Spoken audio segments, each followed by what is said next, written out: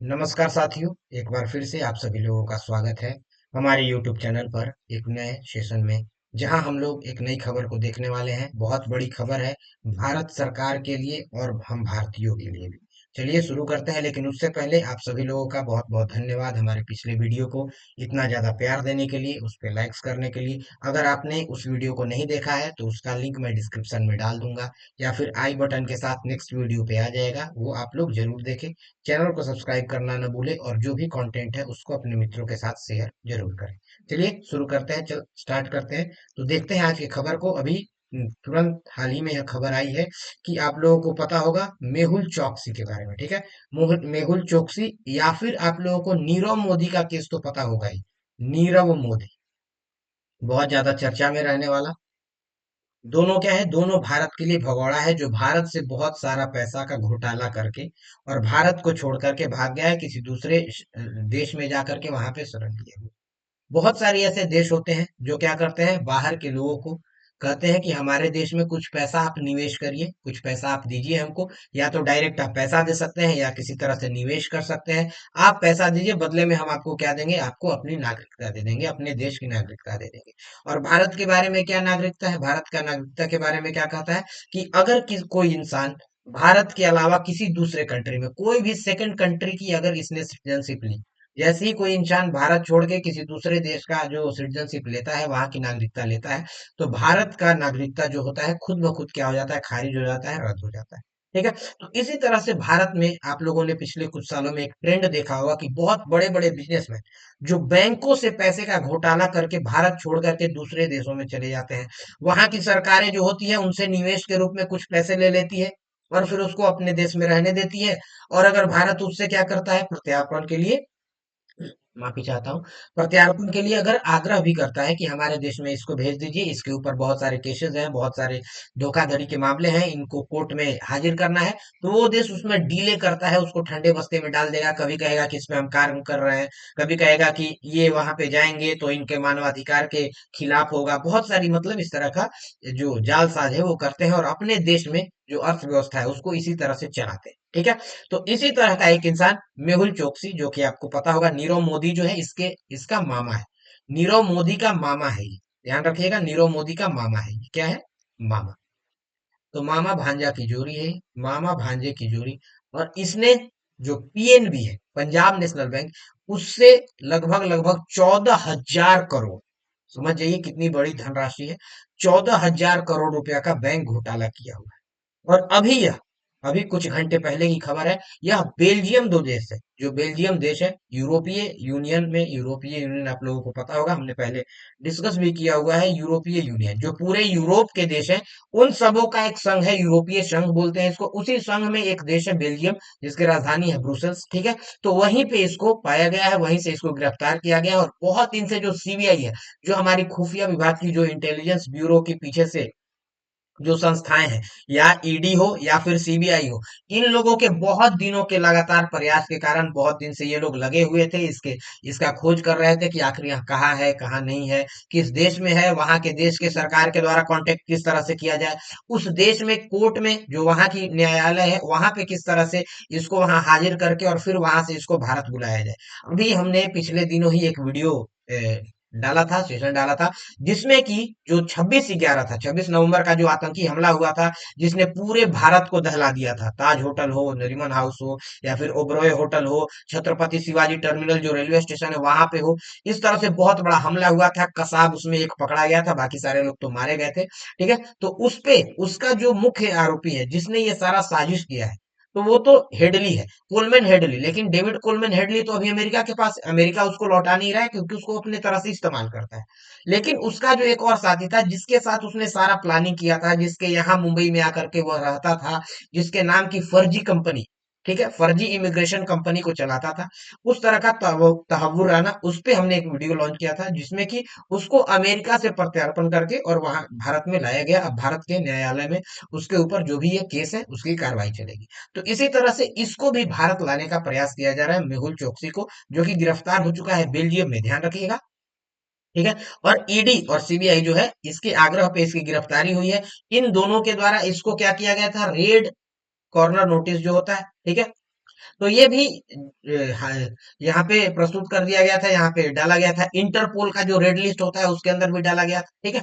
तो बहुत बड़ा इसको ये जो भागा था, तो इसको एक बड़ा मुद्दा बना करके पूरे विश्व पटल पे यह एक अपराधी है इस रूप में स्थापित करने का प्रयास किया गया था हमारी इंटेलिजेंस ब्यूरो के द्वारा। आपको पता होगा जो पंजाब नेशनल बैंक घोटाला हुआ था, 14,000, लगभग 14,000 करोड़, तो उसका मुख्य आरोपी है भगोड़ा, जो है हीरा का कारोबारी है, ठीक है। जैसे एक और भागा था कारोबारी बहुत बड़ा, जिसका नाम है विजय माल्या, जो कि अभी यूके में रहता है, इंग्लैंड में। इंग्लैंड जो है इस तरह के लोगों को अपने यहाँ बुलाता है, और इसके लिए वो फेमस है। इंग्लैंड जो है फेमस है। वो क्या करता है, किसी भी देश के, सिर्फ भारत के ही नहीं, आप मान लीजिए किसी भी देश के हैं, आप श्रीलंका के हैं, पाकिस्तान के हैं, पाकिस्तान के भी बहुत बड़े बड़े जो भी नेता लोग हैं, सब क्या करते हैं, जो यहाँ से धन लूटते हैं पाकिस्तान से, और जाकर इंग्लैंड में बैठ जाते हैं आराम से। इंग्लैंड क्या कहता है कि हमारे देश में रहना है तो कुछ नहीं, $1 लाख धनराशि हमारे देश में निवेश कर दीजिए, कहीं कोई इन्वेस्टमेंट कर दीजिए किसी फर्म में, या फिर डायरेक्ट हमें पैसा दे दीजिए। इस तरह से हम क्या करेंगे, आपको यहाँ की सिटीजनशिप दे देंगे, और आपका देश जब आपको बुलाएगा कि हमारे यहाँ इसको बुलाओ, इसको कोर्ट में हाजिर करना है, इसको सजा सुनाना है, इसको ये दोषी है, तो हम आपको जाने ही नहीं देंगे। हम बोलेंगे कि वहां पे जाएंगे तो इनके मानव अधिकारों की अवहेलना हो जाएगी, इनका अभी स्वास्थ्य ठीक नहीं है, अभी यहाँ पे जो भी हमारे बीच जो ट्रांसफर हो रहा है, जो समझौता हो रहा है, वो सही से नहीं हो पा रहा है, बहुत सारे कारण बता करके, और इसको क्या कर दिया जाता है, ठंडे बस्ते में डाल दिया जाता है, ठीक है। तो इसको बेल्जियम में अरेस्ट किया गया, यहाँ पे सितंबर 2024 में चोक्सी के प्रत्यार्पण के लिए बेल्जियम से अनुरोध किया गया था। लेकिन उस समय जो वकील थे, अब देखिए ये छोटा मोटा आदमी तो है नहीं, मेहुल चोकसी जो है, जो 14,000 करोड़ रुपया का घोटाला करके सिर्फ बैंक से भागा हुआ है। पहले भी कितने सारे यहाँ पे इसके अलग अलग स्टोर हैं, आपको पता होगा। डायमंड का या ज्वेलरी का एक स्टोर होता है जिसका नाम आपको पता होगा, गीतांजलि। आप लोगों ने बहुत जगह देखा होगा गीतांजलि, ठीक है। तो ये गीतांजलि नाम से एक बहुत बड़ा स्टोर चलता है पूरे भारत भर में, लगभग लगभग 4,000 से भी ज्यादा स्टोर है इसका, 4,000 से भी ज्यादा डायमंड, बहुत डायमंड का या फिर ज्वेलरी का इसका बहुत बड़ा स्टोर है, ठीक है। तो इसका ये हेड रह चुका है, तो इसके पास बहुत पैसा है, और जिसके पास बहुत पैसा है उसके पास बहुत पावर है, क्योंकि वो क्या रखता है, अपने पास वकीलों की एक बहुत बड़ी फौज रखता है। और वह फौज को जैसे ही किसी संकट में पड़ता है, फौज को याद करता है कि जल्दी से उसके वकील आते हैं, और बहुत तरह नए नए तरह के बहाने बना करके और किसी को भी उसको छुड़ा लेते हैं, ठीक है। तो उस समय उसके वकीलों ने कहा था कि तबीयत ठीक नहीं है, ब्लड कैंसर से जूझ रहा है, इस तरह से बहाना बना बना करके, और उस समय जो प्रत्यार्पण होना था उसको इसने कैंसिल करा दिया था, कि अभी हमको यहीं पे बेल्जियम में ही रहा जाए, अगर हम भारत में जाएंगे तो हमारा इलाज नहीं होगा, हम मर सकते हैं। या फिर ये भी बोला गया कि भारत में इसके ऊपर बहुत ज्यादा प्रेशर बनेगा, तो हो सकता है कि यह आत्महत्या कर ले, अपना जीवन भी त्याग सकता है, तो इस तरह से अमानवीय कोई घटना न हो जाए, इसी कारण इसको भारत में भेजना जो है सही नहीं है, ठीक है। लेकिन उसमें फिर से इसने चोकसी के प्रत्यार्पण की कोशिश शुरू की है, जो अस्पताल में इलाज करवा रहा था, बाद में भारत लाने का कोशिश हुआ, लेकिन अभी बेल्जियम जो है वो कानूनी दांवपेच में लगा हुआ है। क्यों लगा हुआ है, बेल्जियम का सरकार भी चाहता है देना, लेकिन वहां पे जो वकील है, ठीक है, उन लोगों के द्वारा इस तरह से इस पूरे मामले को घुमा फिरा के प्रस्तुत किया जा रहा है कि भारत इसमें सफल नहीं हो पा रहा है। लेकिन हमारे लिए एक बहुत बड़ी खबर है, क्योंकि हमने अमेरिका जैसे देश से, हमारे अमेरिका जैसे देश से, जो हमारे यहाँ एक घटना का, हमारे यहाँ आतंकी हमला था उसका जो साजिश करता था, उसको बुला लिया, तो बेल्जियम से भी हम बुला सकते हैं इस तरह की, क्योंकि भारत का जो अभी पूरे विश्व पटल पे जो अभी भूमि जो एक छवि है, वो धीरे धीरे मजबूत हो रही है और सुधर रही है, ठीक है। 2019 में ईडी ने बॉम्बे हाई कोर्ट में बताया था कि जो चोकसी है वो भगोड़ा है, और फरार है। ये तो पहले की न्यूज है। इसके बाद आगे बढ़ते गया, अगर देखें तो 12 अप्रैल को बेल्जियम में गिरफ्तार हुआ है, 13,000 से ऊपर, लगभग 14,000, 13,850 करोड़ के आसपास का इसके ऊपर पूरा का पूरा सिस्टम है। ये करता क्या था, चलिए इस जरा ये पूरा का पूरा सिस्टम है, इसको समझते हैं। देखिए ये इसने क्या किया, कोई भी इंसान होता है, मान लीजिए कोई इंसान है, ये कहाँ है, भारत का व्यवसायी है, लेकिन यह कहाँ रह रहा है, विदेश में। देखिए अगर ये विदेश में रह रहा है, और इसको क्या करना है, या फिर अगर भारत में भी रहा, लेकिन इसको व्यापार करना है विदेश से। कहाँ से व्यापार करना है, फॉरेन से। तो अगर किसी को फॉरेन से व्यापार करना होता है, तो भारत के बैंक से, जो भारत देश है वहां के बैंक से यह पैसा न लेकर के लोन के रूप में, यह क्या करता है कि विदेश के ही किसी एक दूसरे बैंक से क्या करेगा, वहां से लोन ले लेगा। लेकिन ये विदेश का जो बैंक है, ये तो विदेश का बैंक है, विदेशी बैंक। जरा इसको अच्छे से समझते हैं, किस तरह से इसने पूरा का पूरा झोल किया है, ये किस तरह से घोटाला किया है, इसको समझते हैं। तो ये विदेशी बैंक आखिर इसको पैसा क्यों देगा, ये जो फॉरेनर यहाँ पे ट्रेडर है, मान लीजिए ये फॉरेनर कोई ट्रेडर है, तो इस ट्रेडर को यहाँ पे लोन देगा क्यों? तो ये लेन लोन नहीं देता है।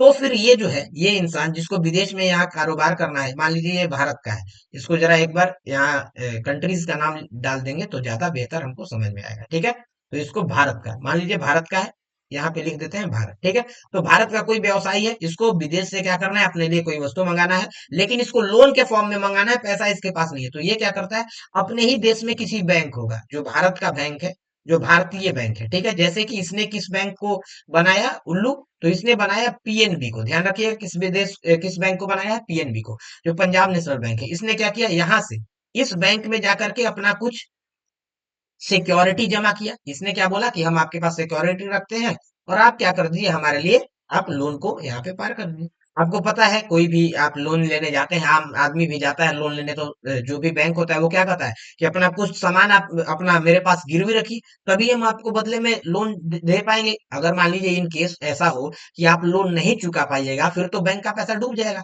तो इसी कारण ये लोग क्या करते हैं कि कुछ सिक्योरिटी रखते हैं। लेकिन इसने क्या किया, इसने जो पीएनबी था, इस बैंक में इसने कुछ सिक्योरिटी जमा नहीं किया, बल्कि इसने क्या किया कि जो पीएनबी का जो मैनेजर था, किसको किसको, मैनेजर और क्लर्क, जो इस तरह का जो मैनेजर और क्लर्क, अच्छा इसको समझ लेते हैं। मैनेजर और क्लर्क, इस दोनों को मोटी मोटी रकम दे दी, ठीक है? खूब सारा पैसा दे दिया और बोला कि आपको कुछ नहीं करना है, जो भी हम अगर भेजे लोन के लिए, आपको लोन सैंक्शन कर देना है, लोन को पारित कर देना है, और लोन को भेज देना है कि हाँ ठीक है, गारंटर बन गए, ठीक है? अब ये बैंक जो भारत का बैंक रहेगा, ये क्या करेगा, गारंटर बनेगा इस विदेशी बैंक के लिए। विदेशी बैंक लोन देगा इस भारतीय को, और उसी लोन के पैसे से ये क्या करेगा, यहाँ से सामान को मंगा लेगा अपने देश में, ठीक है? जो भी सामान विदेश से मंगाना है उसको मंगा लेगा। और लेकिन यहाँ से जो धनराशि गया, जो विदेशी बैंक से धनराशि गया, इसका गारंटर कौन बनेगा, भारत का बैंक। क्यों बनेगा, क्योंकि भारत के बैंक ने क्या किया है, इस इंसान से, जो भारतीय इंसान है, इससे सिक्योरिटी ले रखा है, इससे कुछ ना कुछ सामान गिरवी ले रखा है। लेकिन ये मेहुल चौकसी और नीरव मोदी जो था, ये कुछ सिक्योरिटी देता ही नहीं था।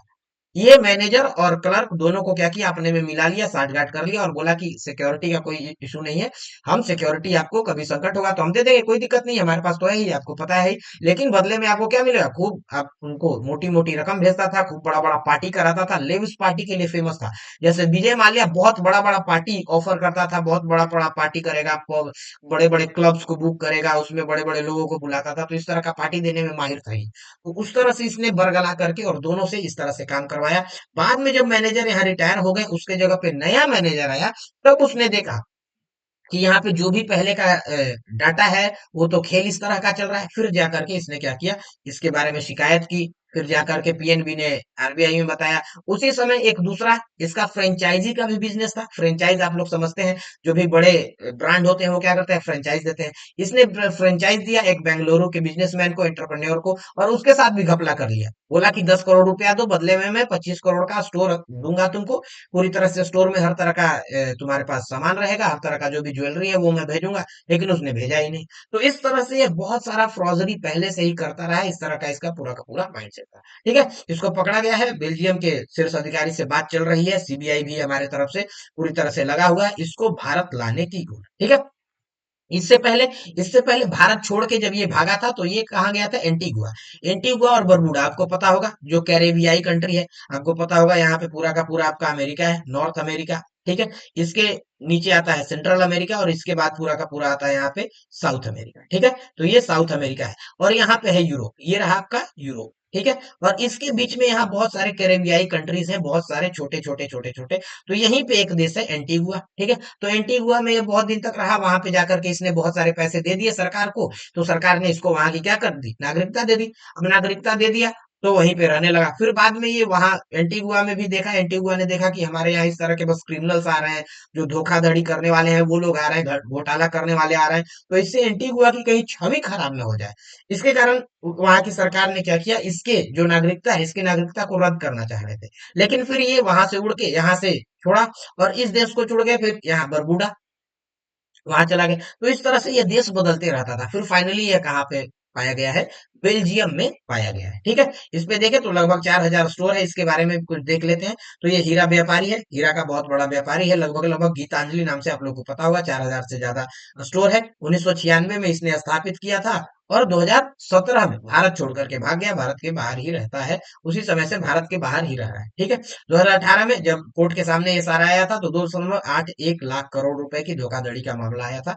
उस समय जब सामने यह सारा का सारा मामला आया था, उस समय यह भारत से भाग गया था। भारत से भागा तो इसमें जो सीबीआई थी, भारत की अलग अलग जांच एजेंसियां थी, इसने इसकी रिपोर्ट करी तो इंटरपोल के द्वारा, जो इंटरपोल है आपको पता होगा, इंटरनेशनल पुलिस, ठीक है, तो इंटरपोल के द्वारा इसके नाम पे रेड कॉर्नर नोटिस भी जारी कर दिया गया।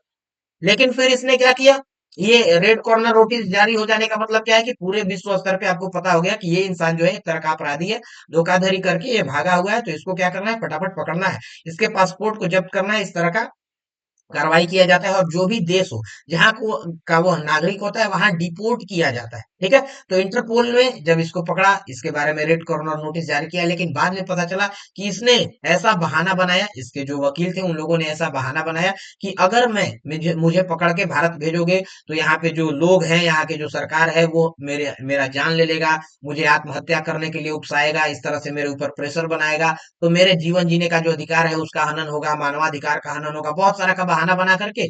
और फिर बाद में इंटरपोल ने सोचा कि हाँ शायद ऐसा हो सकता है, और यूरोप थोड़ा भारत के खिलाफ तो थोड़ा अच्छा बर्ताव नहीं रखता है, इस बात से आप लोग पहले से भी अनभिज्ञ होंगे ही। ठीक है, इसको तो जानते ही हैं। ठीक है, तो फिर इसने क्या किया, जो रेड कॉर्नर नोटिस था उसको भी यहाँ पे कैंसिल करा दिया गया। इस पे इन लोगों का कहना भी था, जो एस जयशंकर है हमारे विदेश मंत्रालय के, इन्होंने कहा था कि ब्रिटेन को ऐसे लोगों को शरण नहीं देनी चाहिए जो भगोड़े हैं, जो एक तरह के क्रिमिनल्स हैं। ऐसे लोग अगर देश में रहेंगे तो जो भारत और इंग्लैंड है, इसका संबंध कभी भी अच्छा नहीं हो पाएगा। इन दो देशों के बीच में जो द्विपक्षीय बहुत तरह की वार्ता होती है, समझौता होती है, वो कभी भी सही नहीं हो पाएगा। क्यों? क्योंकि भारत के गरीब लोगों का पैसा जो पीएनबी के बैंक में रखा हुआ है, वो लेकर के अगर कोई लूट करके भाग रहा है और वैसे लोगों को आप शरण दे रहे हैं, इसका मतलब आपका काम सिर्फ मुनाफा कमाना है, कि आप लोग वहां से लूट के लाइए, हमारे देश में वो पैसा दे दिए, जो काम इंग्लैंड पहले करता था वही काम अभी कर रहा है। तो अगर अभी भी उसी तरह की मानसिकता से रहिएगा तो कोई भी दो देशों के बीच में जो संबंध है वो कभी भी बेहतर नहीं हो पाएगा। ठीक है, इससे पहले डोमिनिका में ये भाग गया था, एंटीगुआ में जब इसके खिलाफ कार्रवाई होने लगी थी, तो डोमिनिका देश वहीं बगल में कैरिबियाई में, वहां भाग गया था। लेकिन वहां भागा तो वहां उसने बोला कि मैं यहाँ भागा नहीं हूं, बल्कि क्या किया गया है, भारत का कुछ, मैं नागरिक नहीं हूं, इसीलिए भारत मेरे को नहीं भेजा जाए, क्योंकि मैं एंटीगुआ का अब नागरिकता ले लिया हूं, तो भारत का खुद ब खुद रद्द हो गया। तो इस तरह से ये दलील दे रहा था, बाद में सरकार इसको नहीं भेजा, क्योंकि इसने अपना दलील दिया। इसके वकील आपको बताया ही मैंने, बहुत अमीर आदमी है, तो वकीलों की तो फौज रखता है। ठीक है, बाद में इसके बाद यहाँ पे जो सुप्रीम कोर्ट है, इसने जानकारी दी कि मोदी, वही नीरव मोदी, चोकसी और माल्या से 18,000 करोड़ रुपए वसूले गए हैं, ऐसा कहना है हमारे जो भारत सरकार का है। लेकिन अभी इस पे बहुत सारा संशय है, क्योंकि कई सारी रिपोर्ट ऐसी कहती है कि अगर इतना रुपया यहाँ पे जो वसूला गया है तो ये दिखता क्यों नहीं है। तो इसके ऊपर तो अभी पूरा का पूरा मामला चल रहा है, इस पे हम लोग डिस्कशन करेंगे। लेकिन इसके साथ ही साथ थोड़ा सा एक चीज और समझते हैं, हम लोग टाइमलाइन को देख लेते हैं। तो 2017 में नवंबर में ये क्या किया है, एंटीगुआ का नेशनैलिटी लिया, भारत छोड़ करके भाग गया, ये सब मैंने डिस्कस कर लिया है। मार्च 2019 में देखें तो इसका जो भांजा है नीरव मोदी, वो भी इसी सेम तरह का जो यहाँ मामला था इसमें पाया गया। ये इंग्लैंड भाग गया, इंग्लैंड में कई दिन तक रहा, इंग्लैंड का सरकार खुद कह रहा है कि हमको पता नहीं है कि इंग्लैंड में ही है, जबकि इंग्लैंड में ही यह पाया गया है। इंग्लैंड के एक न्यूज रिपोर्टर ने इसको बीच सड़क पे देख लिया, इससे इंटरव्यू भी करने लगा, पूछने लगा कि आप इस तरह के क्राइम में पाए गए थे, फिर यहाँ पे आप कैसे रह रहे हैं, तो इसने बस बोला नो कमेंट्स, मैं कुछ नहीं बोलूंगा, नो कमेंट्स, नो कमेंट्स बोल रहा था। बाद में जब ये वीडियो बहुत वायरल हो गया तो इंग्लैंड की सरकार ने ही बोल दिया कि मुझे ही नहीं पता है भाई कि इंग्लैंड में कहा है। तो इस तरह का रवैया वहां के सरकारों का और जो यूरोपीय कंट्रीज है उनका रहता है। बाद में इस पे अलग अलग जगह पे केसेस चला है, और अप्रैल 2025 में यहाँ पे इसको गिरफ्तार कर लिया गया है। और भारत के द्वारा इस पे प्रत्यार्पण का जो एक तरह का समझौता होता है, कि मान लीजिए आपके देश का कोई अपराधी है, वो हमारे देश में आ गया, तो हम दोनों देश के बीच में एक तरह का समझौता होगा कि अगर हमारे देश में आपके देश का कोई अपराधी आया है तो मैं उसे आपके यहाँ दे दूंगा, आप उस पर मुकदमा चलाइए, जो भी जुर्म है उसके हिसाब से उसको सजा दीजिए। सेम अगर आपके देश में मेरा कोई अपराधी चला गया तो मैं भी आपसे ये उम्मीद करूंगा कि आप भी उस अपराधी को लौटाएंगे। ठीक है, ये पूरा का पूरा चौकसी लोगों का यहाँ पे जो परिवार है, आप लोगों को बता ही दिया। यहाँ पे मेहुल चौकसी जो है यही इंसान है, इसका जो भाई है चेतन चौकसी, ये भी इसी तरह के इन्वेस्टिगेशन में पहले भी यहाँ पे इसका भी नाम है, क्योंकि ये भी इस तरह के मामलों में बहुत सारा कंपनी में ये पाया गया है। उसके बाद यहाँ देखें तो ये रहा नीरव मोदी। ठीक है, प्राइम एक्यूज्ड है, यूके में है, और नीरव मोदी का ही दिमाग का सारा खेल था, इसको और चोकसी के साथ दोनों मिल करके किया है। दोनों मामा भांजा है, एक ही साथ रहते थे। डायमंड का तो ये बहुत बड़ा जो बिजनेसमैन बोलते हैं मैग्नेट, इसको बोलते हैं डायमंड मैग्नेट। तो बहुत बड़ा डायमंड मैग्नेट था, बहुत बड़े बड़े बिजनेसमैन इससे मिलते थे। इंडिया का टॉप 100 जो फोर्ब्स का लिस्ट होता है उसके अंदर था। यहाँ तक कि पीएम मोदी के साथ इसकी कई सारी तस्वीरें हैं। इसके कारण विपक्ष के जो राहुल गांधी है, उन्होंने एक बयान दिया था कि सारे मोदी चोर ही होते हैं। ऐसा बयान उनका बहुत वायरल हुआ था। बाद में उनके ऊपर केस भी चला, कुछ 2 साल के लिए उनके ऊपर सजा भी हुई। एक समय के लिए संसद की जो उनकी सीट थी वो भी चली गई। बाद में इसको आगे अपील किया गया, तो वो लंबा चौड़ा एक अलग सेगमेंट है, उसको हम लोग आगे कभी डिस्कस करेंगे। तो एक बहुत प्रोमिनेंट फिगर है, ये समझिए कि एक बहुत बड़ा और बहुत पैसे वाला आदमी है। जल्दी तो आएगा नहीं, सबसे बड़ा सवाल यही है कि इसको बुलाना आसान है कि नहीं। तो देखिए, तहव्वुर राणा जो है वो आतंकवादी है। कोई भी इंसान आतंकवादी को कोई भी देश अपने देश में नहीं रखना चाहेगा, क्योंकि आतंकवादी की छवि बहुत ही खराब होती है, ठीक है। वहीं अगर उसके उलट बिजनेसमैन देखे, तो बिजनेसमैन के पास क्या होता है, बहुत सारा पैसा होता है। तो वो पैसा क्या करेगा, आपके देश में निवेश करेगा, आपके देश में पैसा खर्चा करेगा, तो आपको फायदा होगा। आप सरकार है, तो आपके देश में अगर कोई पैसा वाला आदमी है तो उससे बहुत सारा टैक्स लीजिएगा, तो आपको तो फायदा है। तो आप क्यों चाहिएगा कि उस पैसे वाले आदमी को किसी दूसरे देश में भेज दे। इसी कारण ये सारे देश जो है, अपने यहाँ के जो पैसे वाले जो बिजनेसमैन होते हैं, जो इतने बड़े बड़े घोटाले करके भागे हुए लोग होते हैं, विजय माल्या हो गया, नीरव मोदी हो गया, इस तरह के लोग हैं, इनको जाने नहीं देते। ठीक है। अगर एक बात कर ले, यहाँ पे देख लेते हैं हम लोग सबसे बड़ा जो यहाँ पे फाइनेंशियल फ्रॉड किया गया है अभी तक भारत के इतिहास में। तो सबसे बड़ा तो कोलगेट है। आप लोगों को पता होगा, लगभग लगभग 1.8 लाख करोड़ रुपए का, यहाँ पे 2004 से लेकर के 2009 के बीच में जो कोल है, ठीक है, कोयला से रिलेटेड इसका पूरा बहुत बड़ा स्कैम था। उसके बाद देखिए स्कैम दूसरा, तो 2G स्पेक्ट्रम। 2G स्पेक्ट्रम ए राजा, आपको पता होगा, यहाँ पे 2008 में हुआ था। 1.76 लाख करोड़। समझिए कितनी बड़ी धनराशि है, कितना बड़ा बड़ा धनराशि है। अगर तीसरा में देखें, तो यहाँ पे कॉमनवेल्थ गेम का आयोजन भारत में किया गया था, ठीक है। कन्नी मोजी उस समय वहां पे थे। तो ये यहाँ पे 70,000 करोड़ रुपए का स्कीम किया गया, 70,000 करोड़। उसके बाद एबीजी शिपयार्ड का, ठीक है। तो ये तो ऋषि अग्रवाल इससे जुड़े हुए हैं, ऋषि अग्रवाल ने भी फ्रॉड किया बहुत बड़ा। तो लगभग लगभग 22,848 करोड़, लगभग मतलब कि 23,500 करोड़ आप बोल सकते हैं, ठीक है। फिर सत्यम कंप्यूटर स्कैम, लगभग 14,000 करोड़ का। पीएनबी में यहाँ नीरव मोदी और मेहुल मेहुल ये दोनों सेम ही है, ठीक है, ध्यान रखिएगा। नीरव मोदी और मेहुल का, दोनों का पीएनबी का जो फ्रॉड है, 14,000 करोड़ का। किंगफिशर, यहाँ पे किंगफिशर कंपनी किसकी है, तो ये विजय माल्या की, इसका लगभग लगभग 9,000 करोड़ से ऊपर का है। उसके बाद करवी का देखें, स्टॉक ब्रोकिंग, तो 2,800 करोड़ का है। हर्षद मेहता 4,000 करोड़ का है। तो इस तरह से बहुत बड़े बड़े फाइनेंशियल फ्रॉड हुए हैं। बाद में भारत के बैंकिंग सिस्टम को फिर से अलग अलग रूल्स बना करके इसको थोड़ा और स्ट्रिक्ट किया गया, लेकिन फिर भी कोई फायदा नहीं है, क्योंकि आज भी जो भी बहुत सारे इस तरह के स्कैम होते हैं, बाद में उसको एनपीए कर दिया जाता है, बोला जाता है कि अब प्रॉफिटेबल एसेट नहीं है। और सब का भार किसके ऊपर पड़ता है, आम जनता के ऊपर। जो आम जनता है, जो आम जनता भारत की है, उसी के ऊपर ये सारा का सारा गाज गिरता है। अगर भारत का देख ले, यहाँ पे बैंकिंग फ्रॉड में, तो सबसे बड़ा तो ऋषि अग्रवाल अभी हमने देखा, यहाँ पे शिपयार्ड का। तो ये लगभग 22,000, लगभग 23,000 करोड़ के आसपास है। नीरव मोदी का 14,000 करोड़ है। विजय माल्या का देखे तो लगभग 10,000 करोड़, 9,000 से कुछ ज्यादा है, 10,000 करोड़ के आसपास।